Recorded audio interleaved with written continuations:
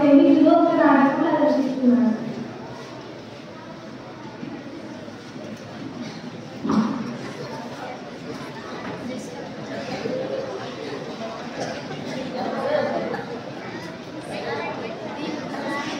కలిసి వైకుంఠంలో ఇలా మాట్లాడుతున్నారు.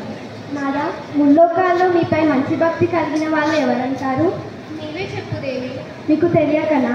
చెప్పు దేవి. ఇంకెవరున్నారు స్వామి? త్రిలోక సంచారి బ్రహ్మమానస పుత్రుడైన నారద మహర్షి తప్ప. చిరునవ్వు నవ్వుతుండగా నారద మహర్షి ప్రవేశిస్తాడు.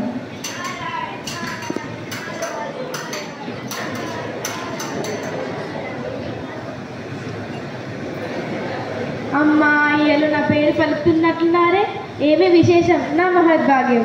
ఏమీ లేదు నారద, స్వామిపై ముల్లోకాల్లో ఎవరికి మంచి భక్తి ఉన్నదా అని చర్చిస్తున్నాం.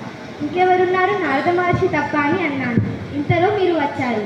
నా మహద్భాగ్యం తల్లి, మీ నోటి వెంట నా పేరు రావడంలో అబద్ధమేమున్నది? మీరు పలికినది యథార్థమే.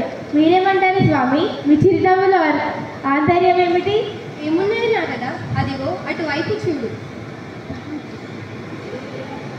అప్పుడే భూలోకంలో రైతు తన నాగలిని భుజం మీద పెట్టుకొని పొలంలోకి వెళ్తున్నాడు. నారాయణ నారాయణ అనుకుంటూ నాగలితో పొలం తినడం మొదలు పెడతాడు.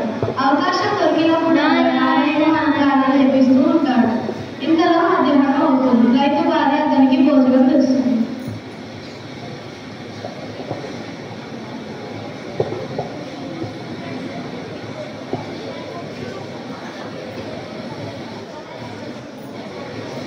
ఏమండి?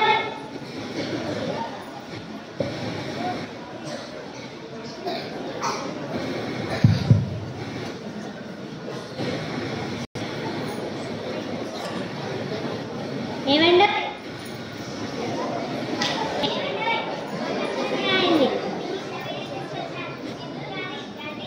వస్తున్నానని నాగలాన్ని వదిలి కాలువలో కాళ్ళు చేతులు కడుక్కొని ఉత్తరీయంతో తుడుచుకున్నాడు.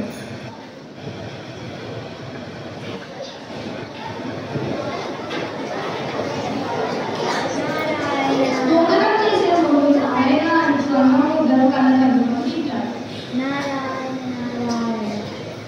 భోజనమైన తరువాత చేయి కడుక్కొని భార్యతో మాట్లాడుతూ మధ్య మధ్యలో నారాయణ శబ్దాన్ని యథాప్రకారం చేస్తుంది. చూశాను నారద, ఆ పరమ భక్తుని నిత్య జపం. ఇప్పుడేమంటావు?